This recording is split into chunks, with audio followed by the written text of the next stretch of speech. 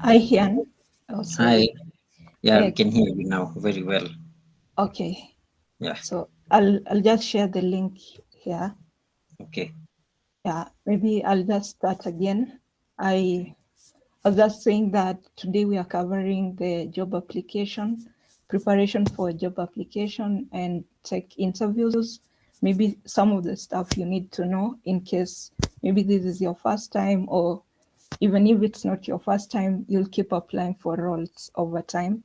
And part of the profiles you need for job application are your resume, your cover letter, your LinkedIn profile, your personal portfolio, and your GitHub profile. Those are the profiles you need. And then once you have those profiles ready, or when you want to apply for a new role, you'll always need to visit a job application platform, let's say like LinkedIn or Indeed. So those are the things we'll talk about on job application platforms. And then now, once you apply for a role, you'll expect the you'll expect them to get back to you, and always we expect a positive feedback. So if you, of course, you can still get a rejection, which is just okay, or they can fail to get back to you.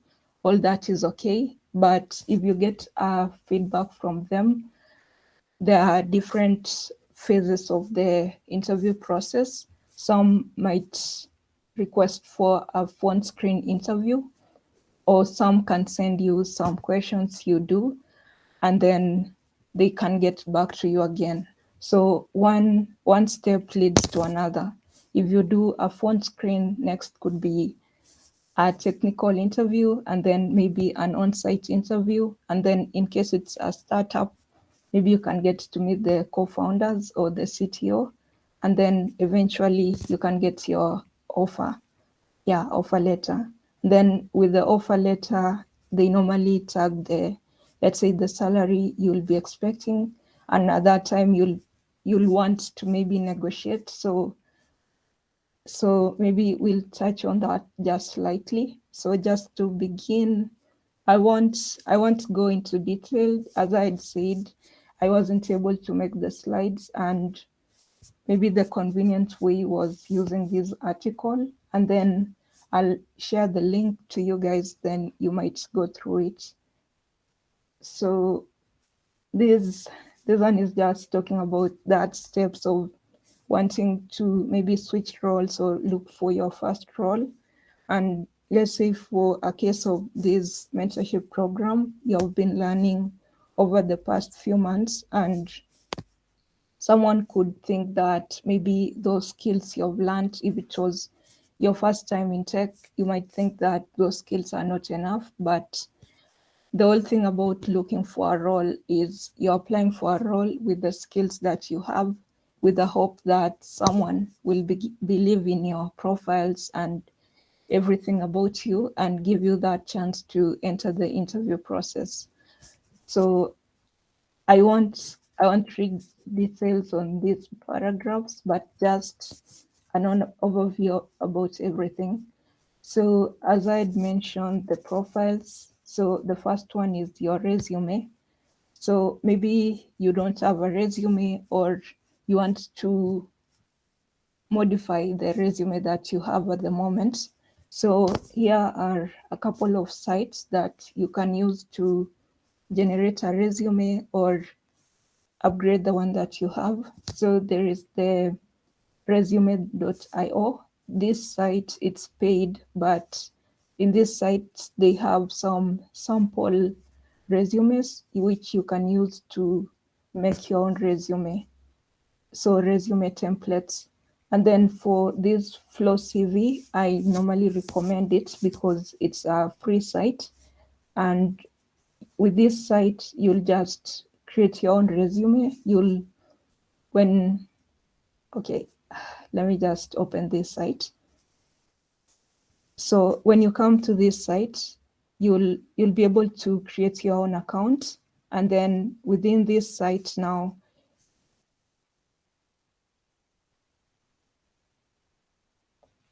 I didn't. Okay.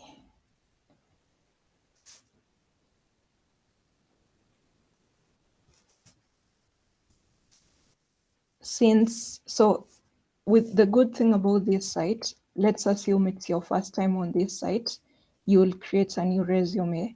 But for me, this is not my first time here. So you're seeing they are giving me an option of using my old resume or creating a new one. So with the old one, you can just make some changes, maybe here or within the profile section, which is this section or this section, or just anywhere. And then once you're done, you can download the resume. And for this one, it will be in a PDF form. I think for some sites, you have to upload your resume. So it means you need a resume which is in PDF form, or for some sites, you'll need one in form of a link. So when you have the downloaded version, you can decide to upload it to your Google Drive if you want a link version, or to have both, like the PDF or the link version. And then another option is using the Google Docs. So just going online, you can find some template version of Google Docs resume. And with that, you can just easily edit. And this is convenient when they want you to attach a link version of your resume. And then a good thing about Google Docs resumes is when you attach some of the projects you have worked on, you can easily click on those projects. So that's another example of a resume, maybe generation site, and also these other two. So, and then just what makes a good resume, of course, for your resume, have your name, your GitHub, let's say your GitHub profile, a link to your GitHub profile, a link to your portfolio, your LinkedIn, and your email, and then your education, your experiences. So if you have not worked anywhere, at times even, okay, so someone can put the mentorship program under education, some can put here, because I'll use an example of LX. If you go to, let's say, Twitter or LinkedIn of those students who are at LX, they have written software engineering at LX. And for some of these boot camps or just programs, they encourage their students who don't have any experience to add the mentorship program or that training over the boot camp as an experience. So if you don't have much experience, you can add, let's say, this mentorship program. You can also, if you've, let's say, contributed to some open source projects, you can also add it as an experience, or just little stuff you have done along the way if you haven't done an actual role. And then, of course, list some of the skills you have. Now, let's say HTML, CSS, and JavaScript. Also, stuff like GitHub also counts. And then, of course, listing the projects. So that is all about some of the good to have. And then they always encourage your resume to be at least not more than 1 page long, because some recruiters don't want to go through a lot of pages, because assuming a lot of people applied for this role.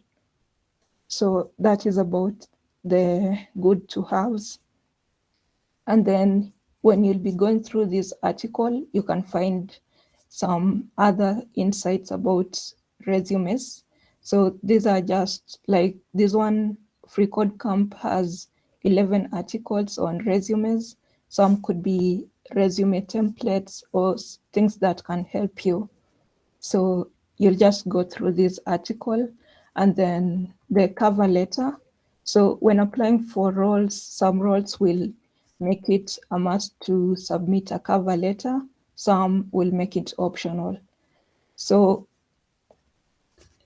at times it's encouraged that with your cover letter, try to make it personal. Like if you're applying to a front-end role, try to show that how much you're interested in front-end, and maybe the company, to show that you've looked into this company you're applying to. So if you really have to add the cover letter, try to be intentional. Do not copy the cover letter from, let's say, the one you submitted on the other project. So for cover letter, there are a number of samples here you might find here, or if someone wants, I can share one. But when, let's say, reading templates, you'll find some consistent stuff, or there is a way the paragraphs should be. So you'll be just trying to customize it to the role that you're applying to. And then the LinkedIn profile.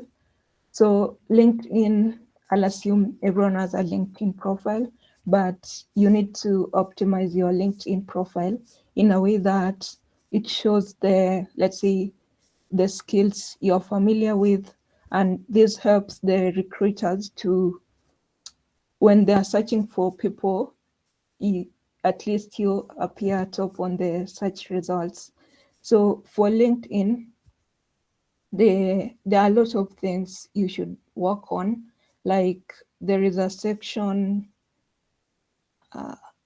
okay, of course, the languages, and then there is your profile picture, there is a featured section, experiences, volunteering, education, licenses, and certification. I think maybe as Speciatech will try to talk about, if such, at the end of this mentorship program, if we can offer a certification, because it's always good when you add one here, and it increases your chances of landing a role. Of course, the skills, the recommendation, publication, and the projects. So for you to really customize your LinkedIn profile, you have to, find a video on YouTube. So I'm sure most of you, if you're on Twitter, you've come across Danny Thompson. He talks to developers a lot, and is huge on LinkedIn profile. So he has a whole playlist on YouTube about LinkedIn profile. So once you decide you want to revamp or customize your LinkedIn profile, you can check some of the videos that Danny has done, because I can't check you guys through this over this call, but I can only share my LinkedIn profile. Maybe it can help someone to customize theirs.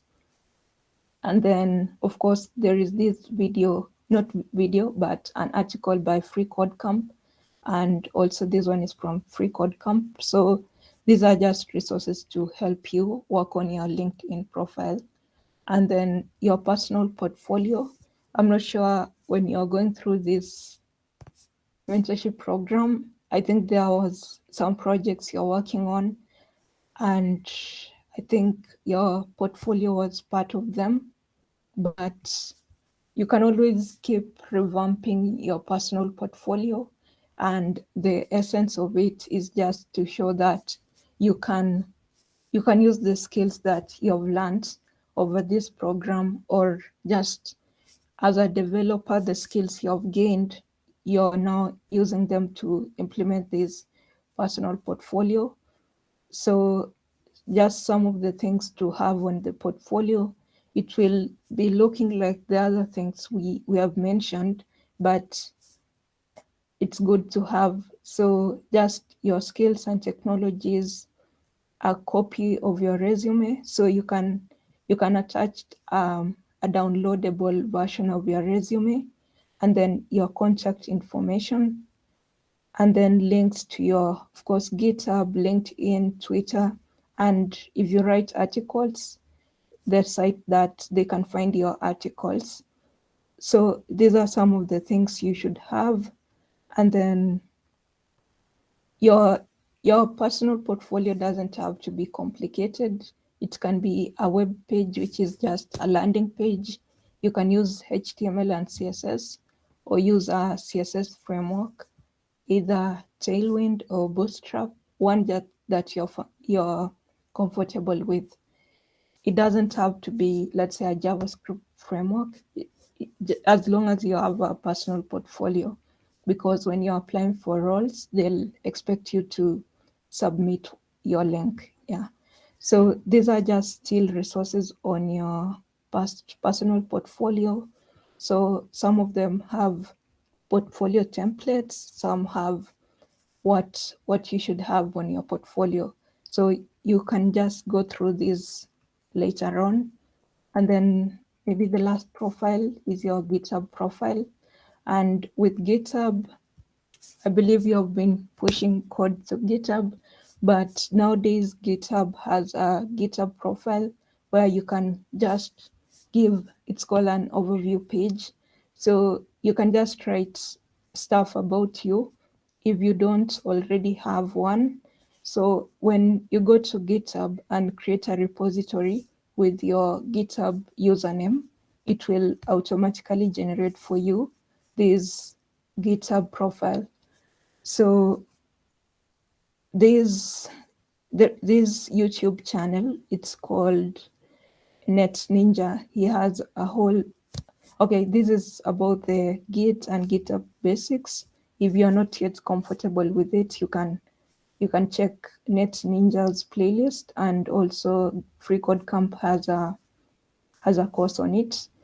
And then just the one that I was talking about, your GitHub README file can be your resume.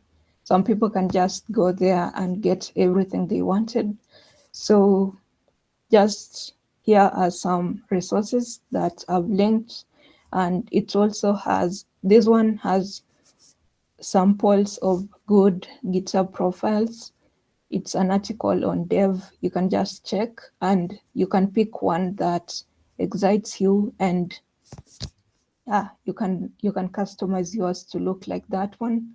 And then also this guy Eddie, he is huge on open source, and he also normally does GitHub profile reviews. This one is still from Eddie. So that's all about the profiles. If anyone has a question, they can always interject. So next is the job application platforms. And just as I had said, whenever you want to apply for a role, where can you get these roles? So one place is LinkedIn, though a lot of people say I always apply roles on LinkedIn but never get feedback, which I think it's okay, because I'll assume some people are always successful. So you can apply for roles on LinkedIn. And then also, if you're keen about Twitter, you can always get a lot of roles, because a lot of people advertise roles. It could be the people within that company, or just someone who has come across some roles and they're sharing with their network. So there is a guy who runs this hashtag. So whenever I think he has something like a bot, because whenever someone posts a role, they normally retweet it. And then also I'll add some Twitter, let's say, profile that are just focused on sharing roles that fit junior, entry level, and maybe intermediate developers. You can follow them and maybe turn on their notifications if you're really in that phase of wanting to apply for roles. So other sites are these ones. Yeah. So that is just the sites where you can apply your roles.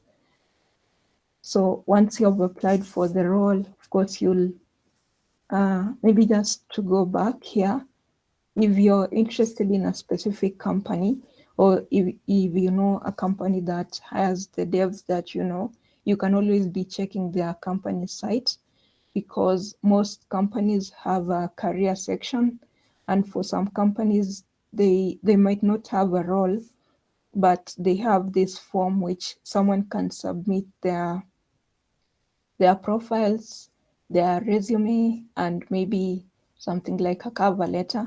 So you can always be checking company websites and then referrals or networking. So let's assume you've never gotten a role in tech.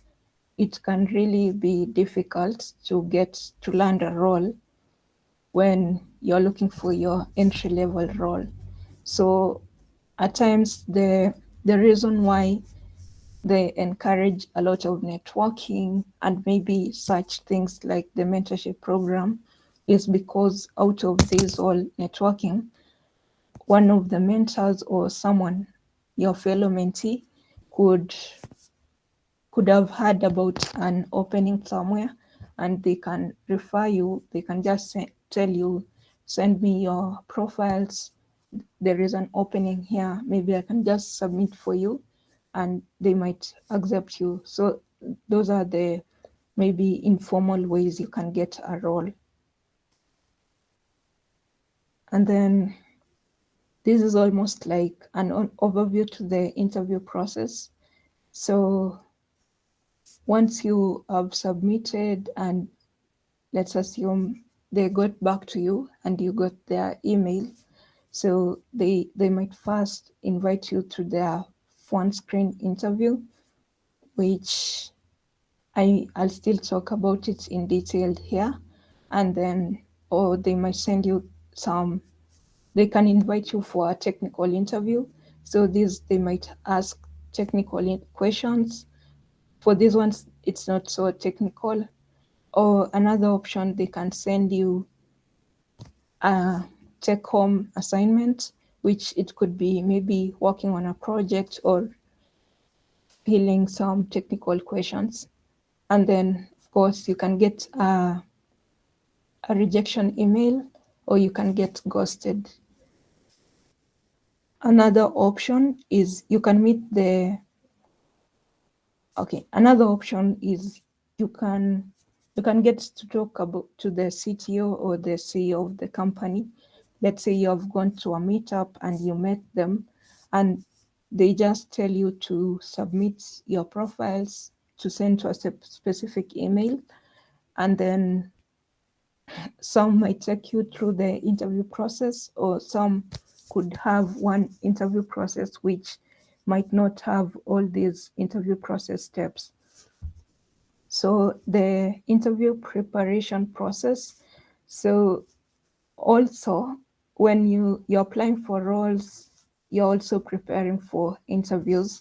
It doesn't have to be you've gotten an interview, you're starting to prepare.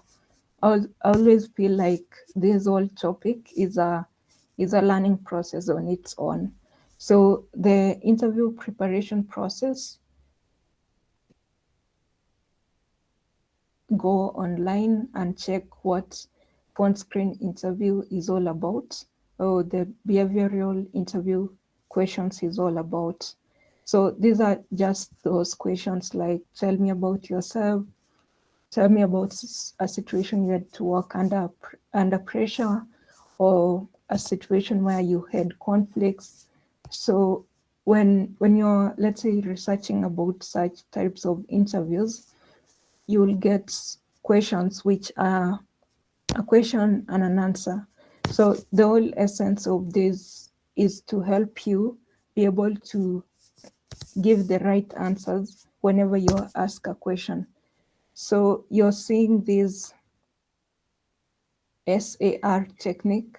So when you're asked, let's say, tell me about a situation where you had a conflict, you have to give an example of a situation and always try to link it to tech.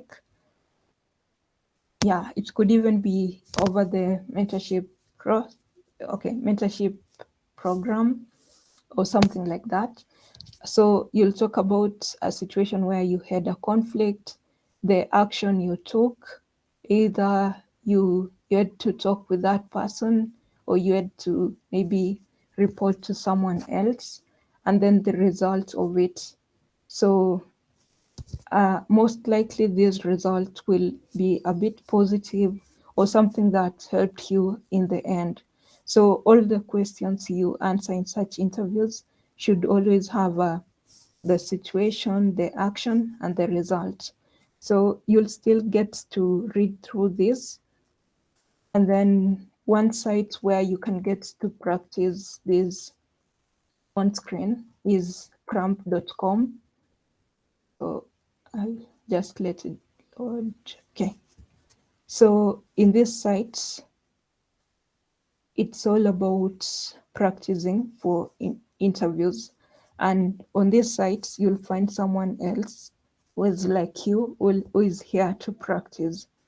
So some could be here for the behavioral interviews, some could be for the technical interviews. So you can take your time to come here, practice with someone. Some could be your peers, some could be more experienced. So when you're clicking, let's say start practicing, they'll ask you to pick whether you want to do it with your peer or you want someone who is more experienced, and it is free. Also here are some articles which has the questions and the answers of some of the questions you can be asked. So you can still go through this. And then the next, this is a case of technical interviews. So technical interviews, it could be the data structures and algorithms. It could be questions like asking just some vanilla JavaScript questions.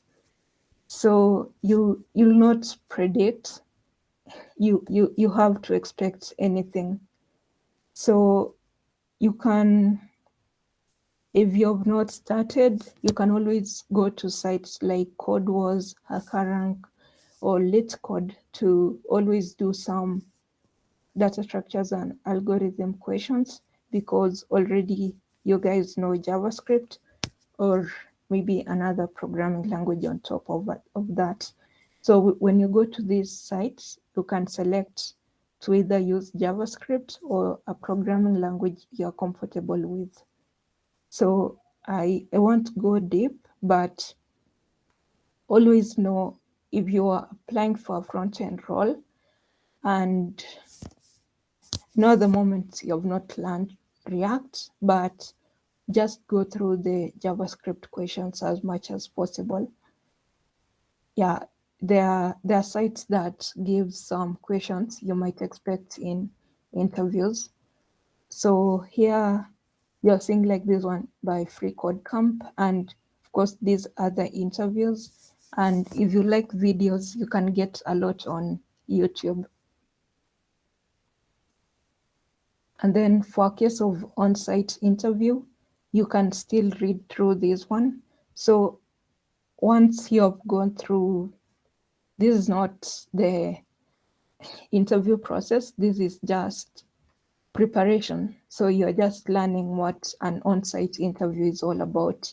So when you go for an on-site interview, you're likely to meet the devs that are working in that company, and they'll get to ask you questions.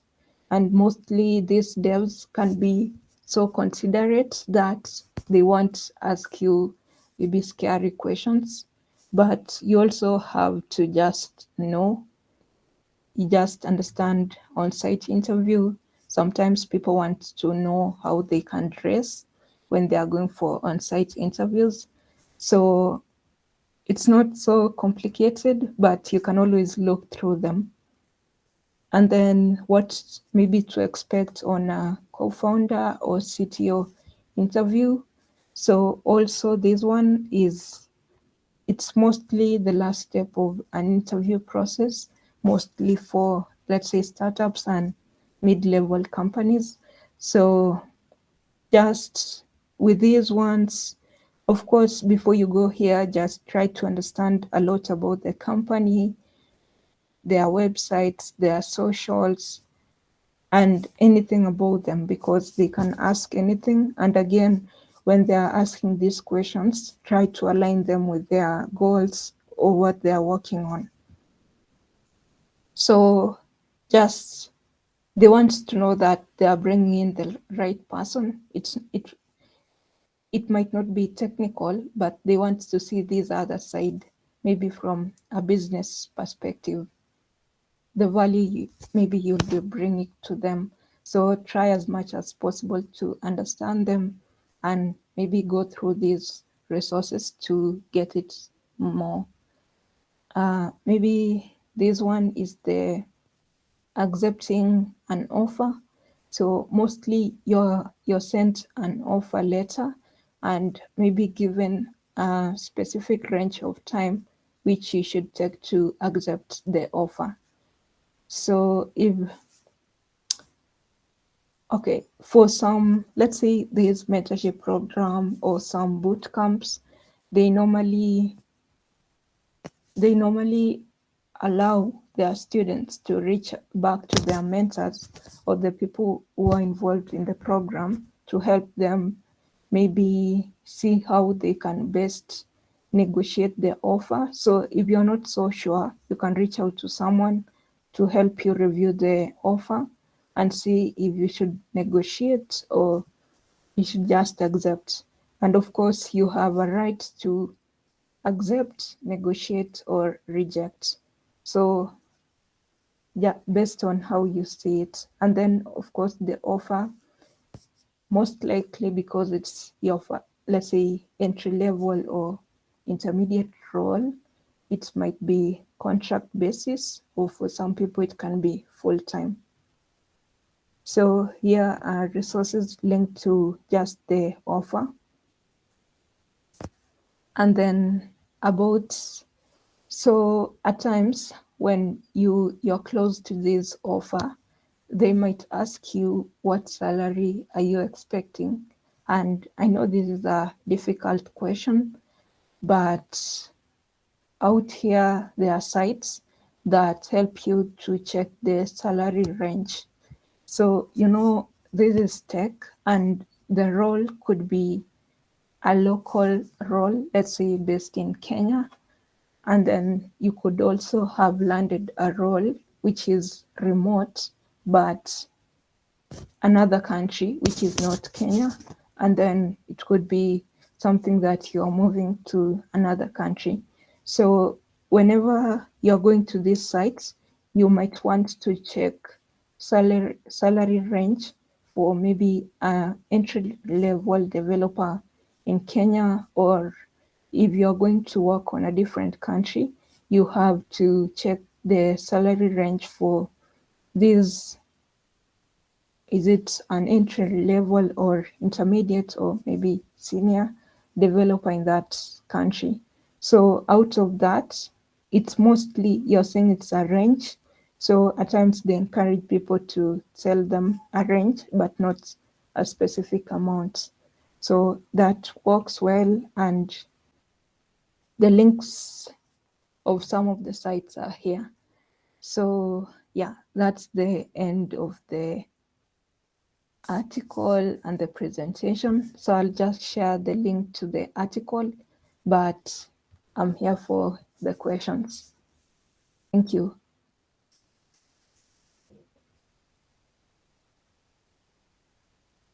Thank you very much, Sharon.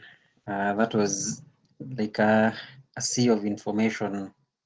I think I've picked up a lot of things from that. Yeah, thank you for. Is that that's the link to the article?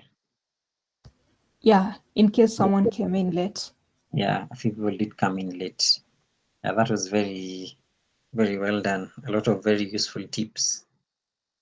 Yeah. Anyone with anything to add or a comment or a question you want to ask Sharon?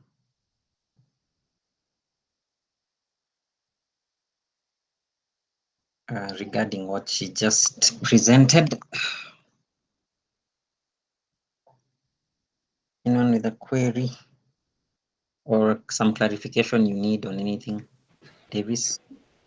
So question, for someone like me, let me speak about myself, who has not who doesn't have experience working in any other place or something, and you are here now, you are getting your first role and all that. So how do you, what should be your like salary expectations without changing yourself, considering you can have zero experience, but now you have the skills, like to avoid underquoting or maybe overquoting?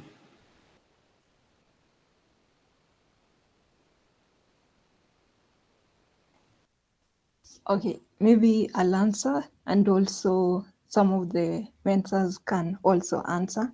So for me, I can say I'm still somewhere between a junior and an intermediate dev, and this is like my third role. And for all the roles, of course, I was always scared of, let's say, negotiating. So I found that what those people were suggesting was I didn't have to negotiate so much. So I think if you get a company that is reasonable, or if you know, let's say, that salary range of an entry level or a junior dev, assuming it's a Kenyan role, and you get that offer letter, and you see that it's within that range, you can try to negotiate, and most probably they might not allow you to negotiate that much. So if you find the range, like that salary is within the range, I think you can just accept the offer, because even you're not so sure if this is it or not, but at least check the range.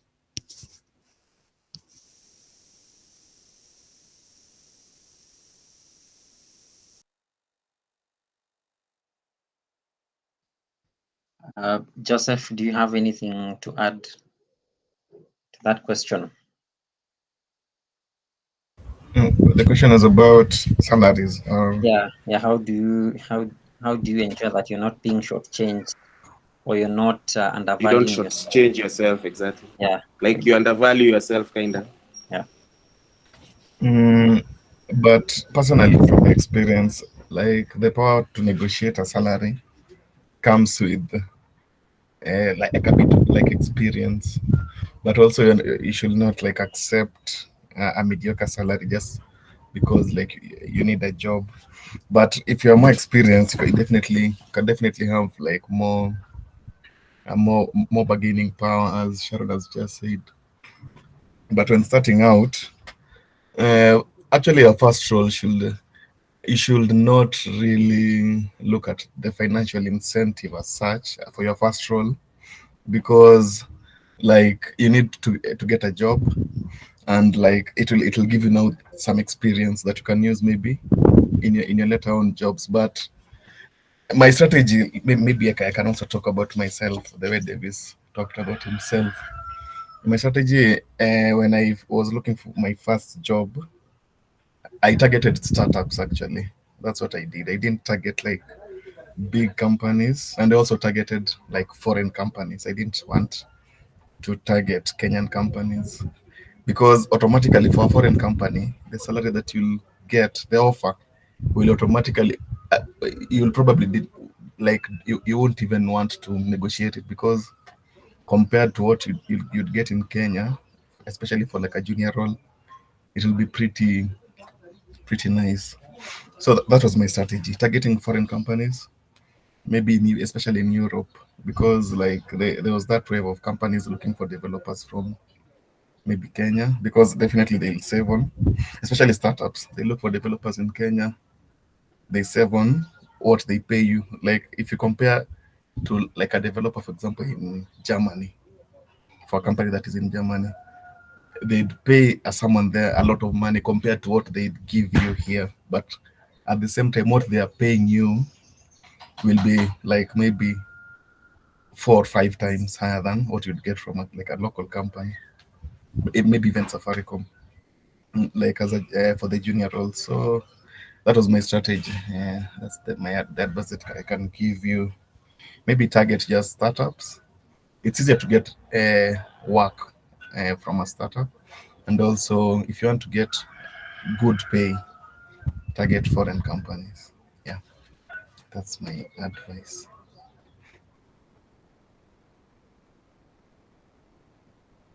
Makes a lot of sense, that one. You are satisfied with the answers, Davis? Yeah, pretty nice. Foreign startups is the kind of path. Anybody else? I see someone also asked a question in the chat, but Sharon has already answered it. Okay. Anyone else? The question? It's to Joseph, also Sharon. Which platforms did you use to apply your jobs? Was it only like LinkedIn, or it was referral? Like your first job?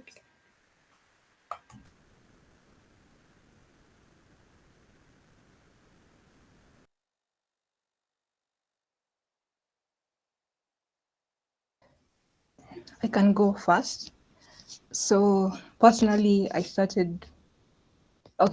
into tech in 2020, and at that time when I was learning, of course, you'll always be on Twitter and then sharing your progress, and then there is that hashtag 100 days of code, and through that hashtag 100 days of code, I met some guy who is a Kenyan who was also sharing his progress, and he was just getting started. So I always say we became accountability partners. I'm not sure if you guys normally do this, like maybe after every, someone who is learning to code like you, and maybe after 1 or 2 weeks, you talk to them, you tell them, I've been learning this, I've been and then they're also telling you, I've been learning this. Maybe they can also tell you they have been feeling the same, and with that you feel like I'm not alone in this. So we kept, let's say, sharing that progress with this guy, and for him, he joined the bootcamp that I joined. So the time I'm joining is finishing, and so he got into the interview process ahead of me, and he used to tell me about how the interviews are, let's say, the questions, the steps he's in, and all that. And let's say after about 6 months or about 3 months when he was in that role, he told me that they want to hire a dev, or they want to bring in new people. Can you send those profiles I was talking about? So I just sent him, let's say, on a Sunday, and those people got back I think on that day, and they scheduled a call for the next day. So at that time, I was still learning in the program I was in. So we just did the behavioral interview, and then since it was a full stack role, they told me I'll have to do 2 technical interviews. So the first one was more for front end, and then the next one would be more for the back end. So I did the front end questions, and they were just asking these JavaScript or React questions. And then when these questions were timed to 1 hour, so when the call, let's say when the 1 hour is almost ending, I'd not answered the Fibonacci data structure. So I just submitted, but I was feeling like this thing is so easy. How can I, let's say, send these answers to them? So I asked this friend of mine, how can I do in this situation? And he told me, maybe you can just send it via email. And I sent them, and they sent me a rejection email almost immediately. So I just told myself, let me continue with the program that I was in. And then maybe once I'm done, I can start looking for roles. So once I was done, this lady got to know that I was done, because I remember I'd taken a break on WhatsApp. And then, when you're back, you maybe post a status, and she had saved my number. So she got back to me and she said, did you get a role? I told her not yet, and she told me we can get back to the interview process. So I just did the back end questions, and almost a similar incident happened to me. So when I was working, the other time the whole thing was to be done within 1 hour, but this time they've made every question to have it on time. So some questions, it had taken me a very long time doing them. So I had to, let's say, at times you have to cheat on these interviews. So I was going to maybe Google something and then come and answer. And coming back, I'm finding the questions have locked themselves. So I I tell myself maybe I took a lot of time. I should do it so fast. And I came back and about 8 questions had already locked. So I decided the last set of questions I'll just answer out of my mind. And there's always that section of the form of if you have any other thing. So the program I'd gone through, let's say the bootcamp I'd gone through, they had this system in which when you're working on, I'm forgetting the name of this project. So when there is a project that you collaborate with other people, and then there is a project you work on by yourself. So when you're working on this project by yourself, you should always record a video explaining everything about this project, because in that school, every project had to go through code review. And so the code reviewer will always expect a video for that. It's called a capstone project. So for every capstone project, we had to record a video. So for this situation, I thought I'll just record a video answering every question that I was not able to, answer. And I did that, recorded a video, and then of course uploaded it somewhere, then shared the link. So I just put the link on that section of any other remarks or so, and then I submitted. So she had told me, once you're done, inform me that you have submitted them. So she reached back and said, I'm not seeing any answers. I told her I only answered the ones towards the end. So she said, I'm only seeing 3 questions. So I just told her, check up to the end. And I think they took about 2 weeks, and then they told me, you're moving to the next step of the interview.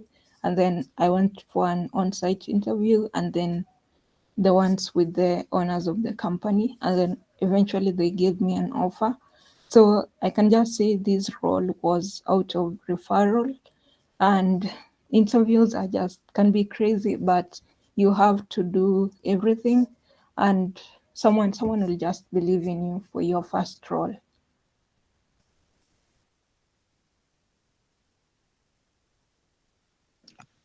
Oh, that's a very inspiring story. Joseph? Oh, the question was about the first job. Yeah.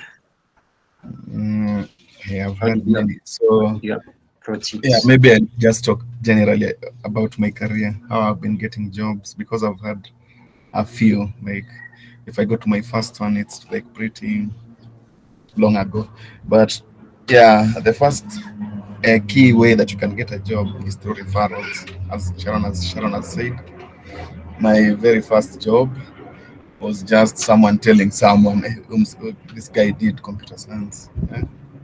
And then I went. Yeah, I was pretty green. I didn't know much, but yeah, the initiative that you show can get you a job even when you don't like at that moment have those skills.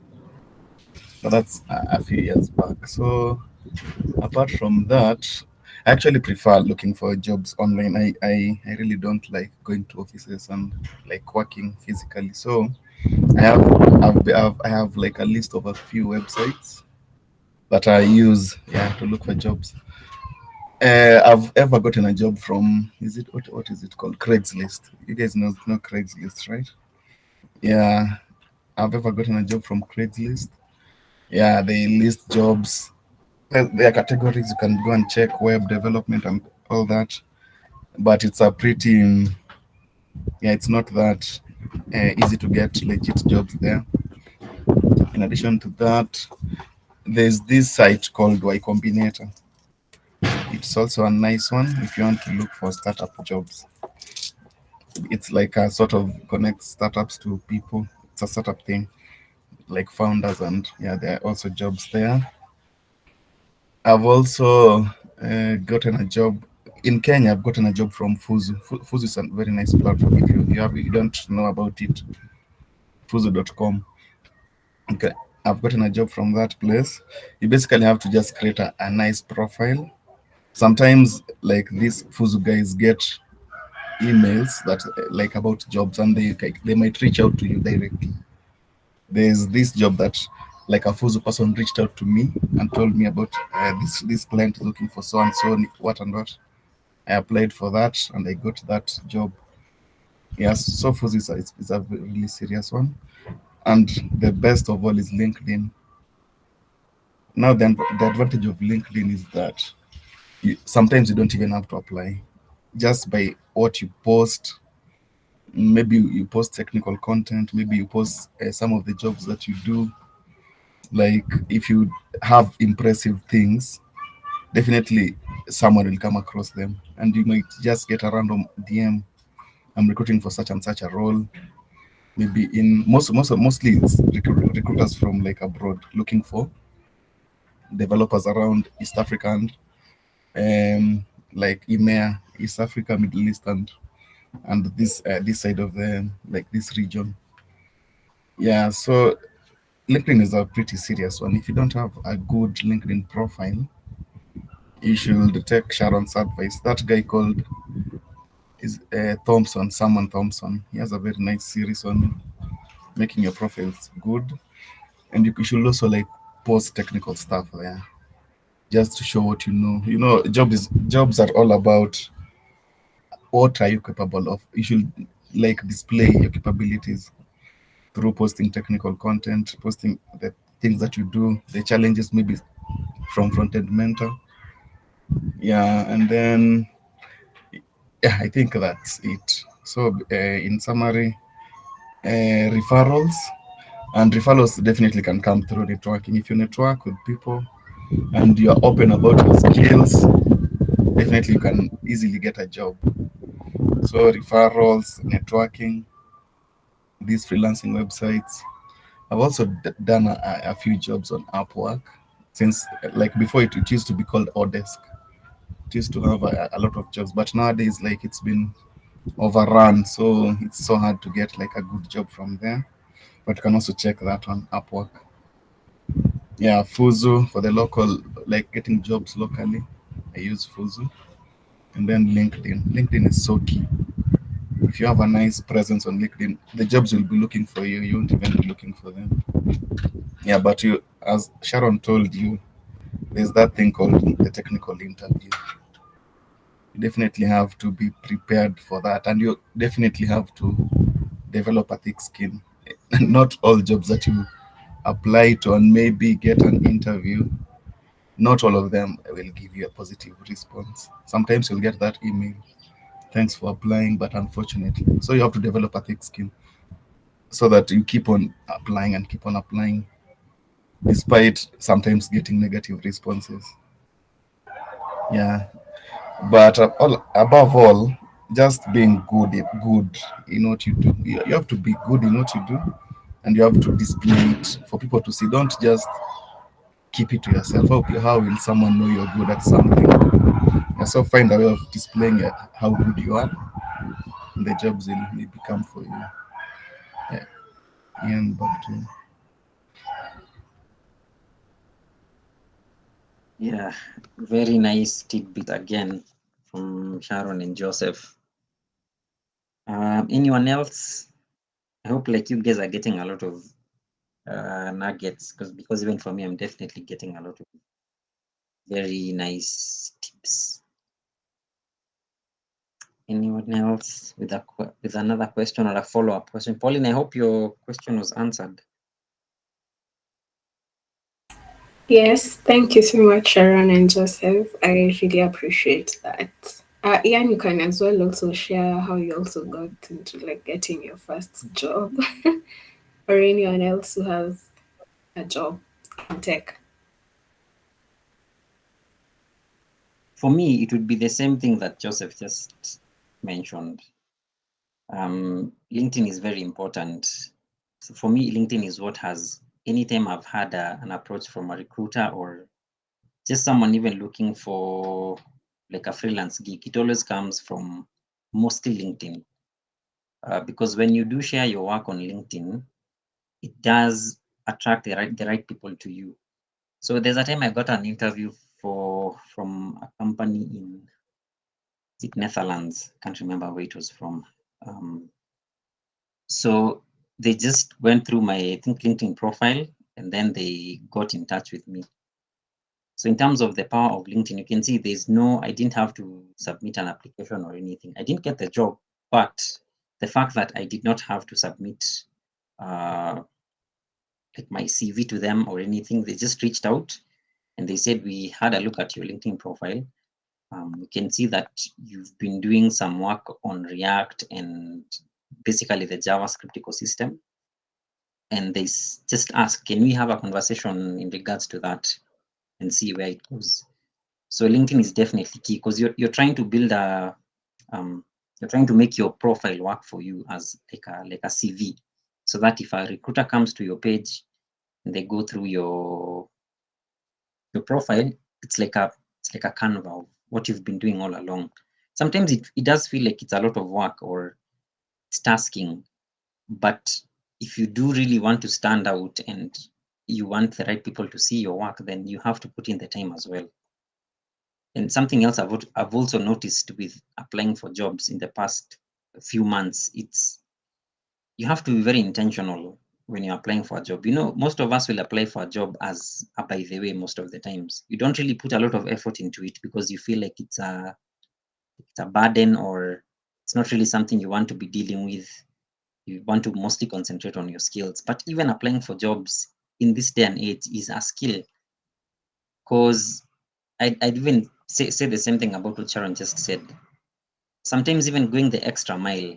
So something I've been doing recently is when you see a role and you can see that the role requires, for example, a cover letter, try to do some research into the company. Most of the time, if you just do a quick LinkedIn search, you'll find the company, and more often than not, you'll also find the hiring person, the hiring manager, or the HR. So trying to have like a personalized even cover letter speaks in terms of when the person reads the cover letter, they feel like you actually took the time to go through the company profile, so you understand what the company is all about. So definitely putting away some time to actually improve your CV, improve your cover letters. Basically, that whole thing, it does help you with getting responses from companies, because nobody talks about the fact that even a response sometimes is very hard to come by. You might apply for 10 jobs and get 8 rejections or no rejections at all. They don't even get back to you. It can be very demoralizing. So you have to you have to keep going at it until something will pop up eventually. And like Sharon and Joseph also mentioned, your connections are very important. Because again, you can bypass a whole HR department just because somebody recommended you. Or they might decide, you know what, I have a job that is maybe short term and I don't want to go to like a Fuzu or an Upwork to advertise the job. So instead, they just reach out to you directly. Same thing happened again last year with another person that I know, someone that I mentor with. Someone wanted a person to develop an application for a point of sale system. So they just referred me directly. The guy, we had a talk with the guy, but I don't write Java. So I just referred the job to somebody else. But again, your connections will have you jumping loops. So even these meetings and being part of the mentorship, there's still connections. You never know who you're talking to in these meetings. They might give you your very first opportunity. So networking, and also building your skills trying to build in public. Yeah. And again, even for me, I cannot emphasize LinkedIn enough, because it does, it gets the right people in your corner. Yeah, so definitely that would be my tidbits on that. Thank you. Anyway, okay. Anyone else? Yeah, I think today's session was very good. I think sometimes we do need to like have such sessions where you're not talking about code, but this whole other area of like looking for jobs. The whole process of looking for a job can also be very stressful. But now when you talk to other developers who are in the same journey, who have been there, who are now doing well, you know, it gives you some courage, some motivation to keep going. Because sometimes it does look like there's no light at the end of the tunnel. There's so much to learn. And then at the same time, you're also getting rejections left, right, and center. So hearing that it's like Sharon's story was very, very relatable, I think, for most of us. You know, just keep going. Yeah. Okay. I think I see Samoina also has a question in regards to imposter syndrome. I think we had like I think a similar conversation some time back, but I think there was only two of us, so this is also like a very nice question. I think before I answer, I can give Sharon and Joseph an opportunity. How do you deal with imposter syndrome, self-doubt? Okay, personally, I would say imposter syndrome and burnout. So imposter syndrome is that feeling of doubting whether you're really a good dev or in whatever you do, if you're really good or not.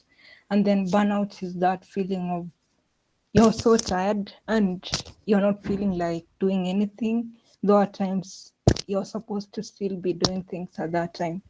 So for the two, I've come to learn that it's a phase, like something that you'll experience maybe after every maybe 2 months or 3 months. These are things that keeps coming and going.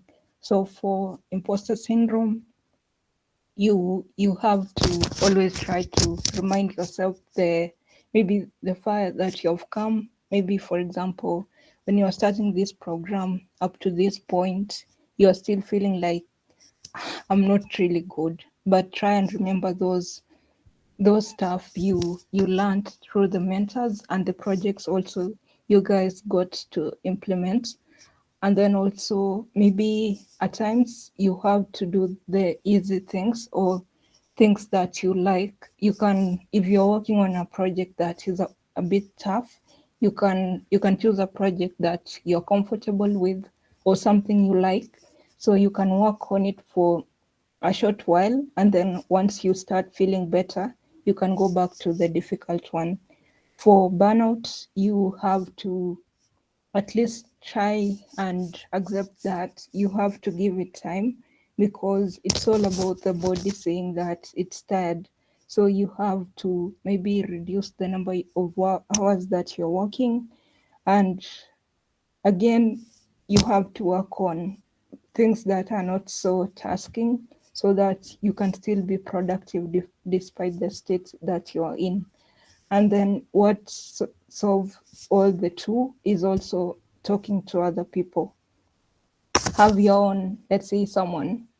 I think I used to, or even up to now, I talk to about maybe even 4 people frequently. If it could even be after a month or so, or after a week, these are the people I'll get to tell them what I've been working on, and maybe mention that I'm experiencing that imposter syndrome or burnout. And there is that relief you get when you're really open to other people. I'm sure that can really help, even if you don't have, let's say, dev friends. If there is someone, let's say your mom or someone in your family, that even if they are not in tech, if you keep telling them about the things you're working on, there is a way that I feel like it's so helpful. Do not be in your own world. Try to talk to people.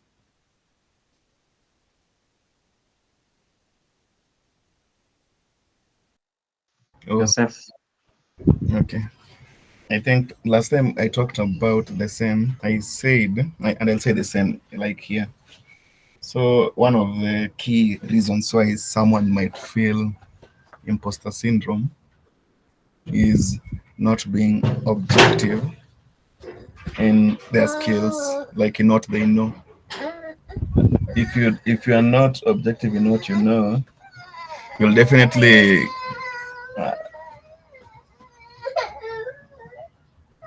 just a minute.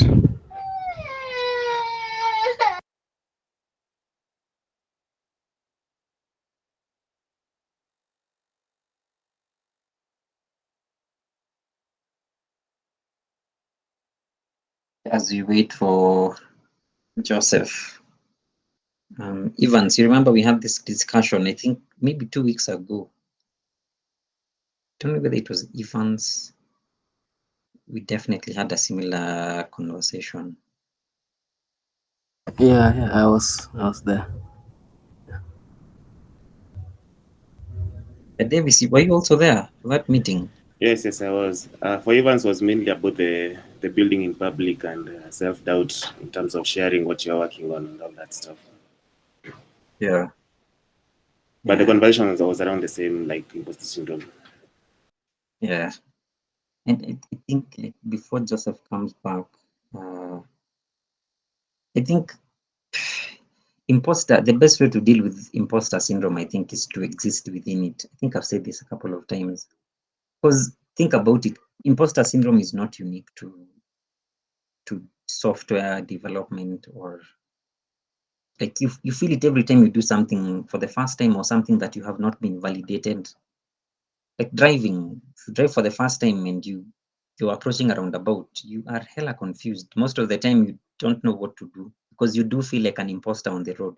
You feel like everybody can see that you just got your driving license or you have an interim license. So it's something that you feel when you're starting something for the first time. So the more you exist within it, the less imposterish, I think that's a word that you feel. Because even for the spaces, even for the Twitter spaces, the first one I had, I felt very awkward and very uncomfortable because the mind has the ability to make it look or feel like people are just hanging on to every word that you're saying. You're not supposed to make a mistake.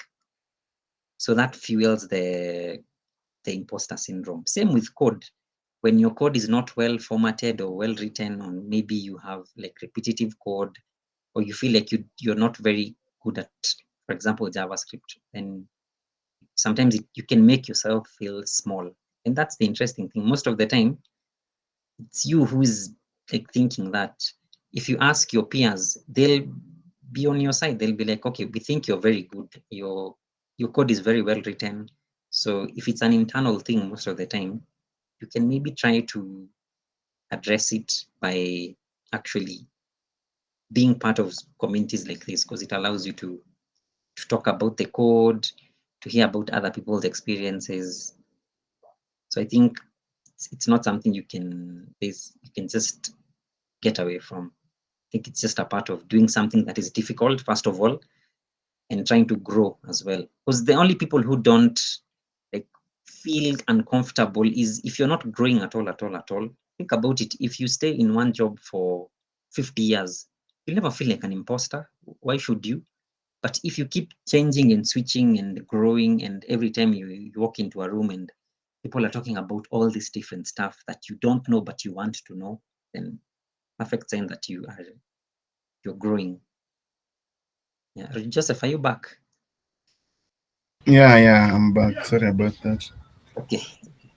Yeah, so as I was saying, like being objective with your skills, like what you know currently, is key in like trying to avoid imposter syndrome, because imposter syndrome mostly comes about when you're trying to do something. You feel like, I already know JavaScript. I've been learning it for 6 months. Why can't I be be able to even convert the string to an uppercase from a lowercase, just as an example. But now, in reality, 6 months is not enough for you to be comfortable enough in this skill to be able to maybe to do this particular thing you're trying to do. So a key thing that you can do is being objective in your skills, and knowing that it will take time to master these things. Like most of the time, you like it's triggered when you feel that like, hey, how comes I don't know this thing? Or you go maybe to some meetup, you find people are writing code that you like, that they're talking about React. For you, you only know about JavaScript. You haven't done any framework. Then you start feeling that I probably don't know anything, but maybe this person has been doing this thing for 5 or 6 years or even longer. But if actually, even if they have even 3 months on you, they'll be better than you probably. So like being objective in what you know and your skills at your current state is key, like to avoid that sort of trigger whereby you feel, why can't I solve this easy thing? For example, CSS, when we are doing Sunnyside, you want to do it looks very simple to you because you think, I already know CSS after 3 months of working with it, or even 1 year of working with it. Then you're like, why can't I even just center this thing? Then the imposter syndrome just sets in, like, I don't even know this thing. Yeah, but if you're objective and you rate yourself where you are, yeah, that will help you to try to avoid that particular trigger. Yeah, another thing is also, as Ian had said, community and talking to other people. If most people code in isolation, and it's a pretty lonely journey for most, lonely experience. You don't even have like an accountability partner. Even like just even having one additional person that you can talk to. Humans, if you talk about something and then you hear someone else's experiences, then you come and find out that this thing is actually not only me, everybody suffers from it, and these are the like recommendations to deal with it. So yeah, don't code in isolation. Look for a friend, even like in such a community. After these meetings, you can have an accountability partner. You can be coding with them. Like we don't have meetings daily, maybe even on the weekends. You can have someone that you even code a design from Fontaine together, and like just share stuff, talk to that person. Like, yeah, that will help you. And also, like in such platforms, as you can see, we're discussing the same thing, the imposter syndrome in this platform. So also have such platforms to like hear from other people. And definitely, the better you become at a certain skill, and the more you know like different ways of solving issues. Actually, that's what experience is. You just use JavaScript long enough to know most of the problems that exist out there and how to solve those problems. And you cannot take a shortcut for that. You can't do that in 6 months. That's the reality. You have to do it in a few years probably. You have to get a role, your first one. You go into that environment, then you see like how jobs are, because it's also very, very different from learning and all that. Yeah, so I think that's it from me. Just basically be objective in evaluating your skills. Always upskill in what you feel you're lacking in.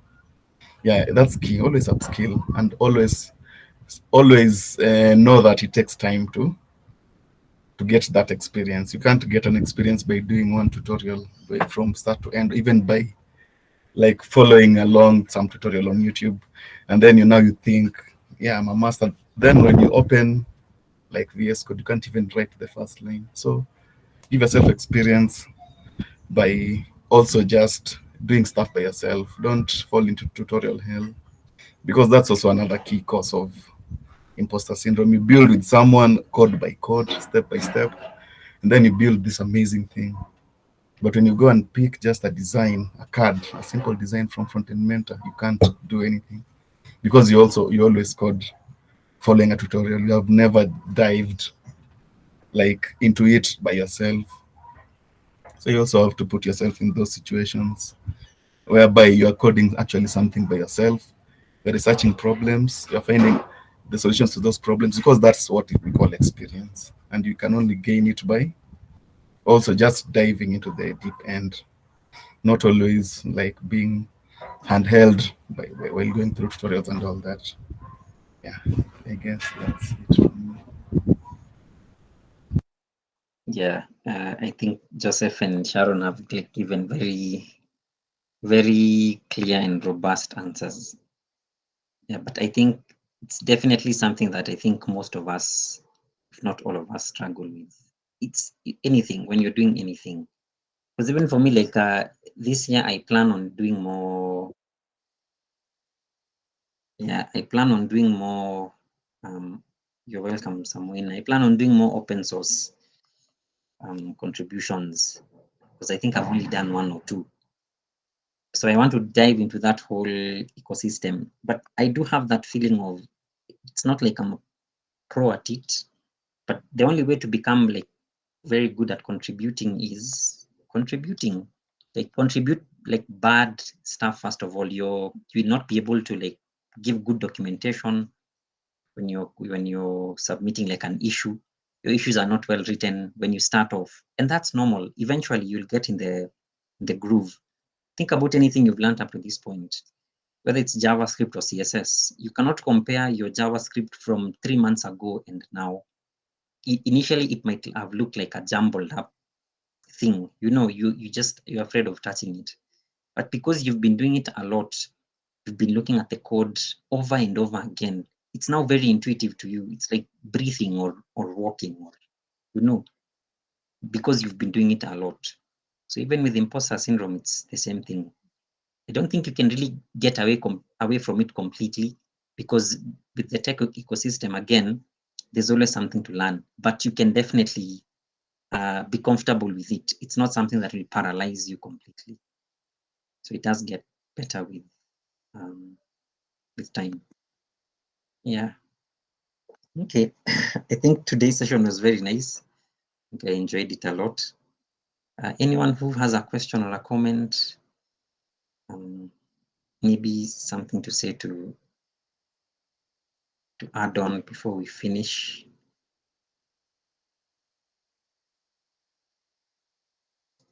Anyone? Or to our guest, Sharon? Because I think from me, it's just to tell her that thank you very much for making the time. We'll definitely try our best, me personally, to like follow some of the tips you gave. Yeah. Anyone else? Anyone else who wants to add on to anything? Evans, you have anything to add?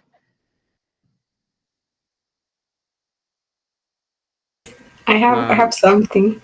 Oh, sorry. Go ahead, Pauline. I wanted to request in case of any event, Sharon, Joseph, and any that events you get to hear about, please share with us as well so that you can also attend to be able to network, especially for people who are introverts. Yeah. Thank you. Back to you. Yeah, actually, I was supposed to mention that. I completely forgot. So there are events. I think Sharon actually knows more about this than me. Sharon, I think, is our meetup. Yeah, I can see Fatma has also shared something. Yeah, so we will definitely try to make it known anytime there's any events. Like even Google normally has one. I'm not sure when. I think it's towards the end of the year, Lakini. I don't think it's Sai. But Fatma has also shared a meetup where you can get information about like events happening in Nairobi or anywhere. And there it is. Sharon has also just told you just now she's our plug for events. Yeah, like just putting yourself out there, and maybe there's a talk on React somewhere. I think Joseph, see, React JS Kenya normally has sessions where you guys talk about React or the whole ecosystem. Are you part of that team of that? No, I know about it, but I don't really know about like events in Nairobi, tech events. Yeah, But I know about that React.js thing. That group. I think Sharon is part of it. I think Sharon is part of that. Yeah, I'll send you a form so that you can share with the group. You normally fill a form so that you can be added to that Telegram channel. So they announce everything there. Okay, sawa. Thank you. Sasa basi, if anyone else wants to add anything before we close, I think we have gone way past time. Okay. All right. So I guess for me, I hope. Okay, go ahead. There's this link for creating a portfolio website. Yeah, that you can check out. It's pretty resourceful. I'll send it on the chat.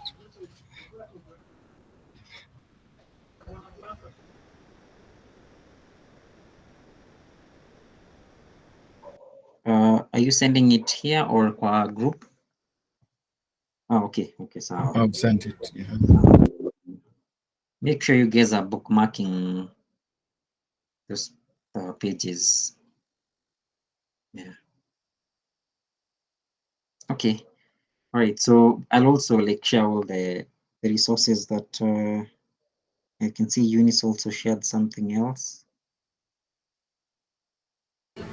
Hi, okay, it's a thread about getting jobs for newbies, so you can go through it. Okay, so thank you, Eunice.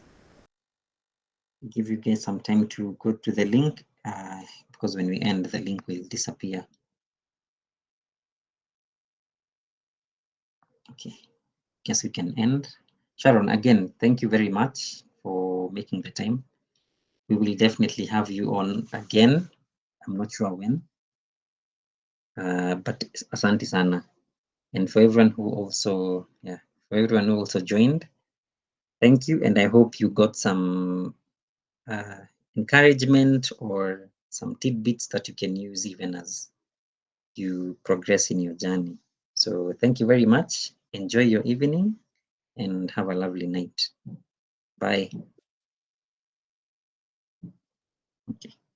Thanks, Fatma. Bye.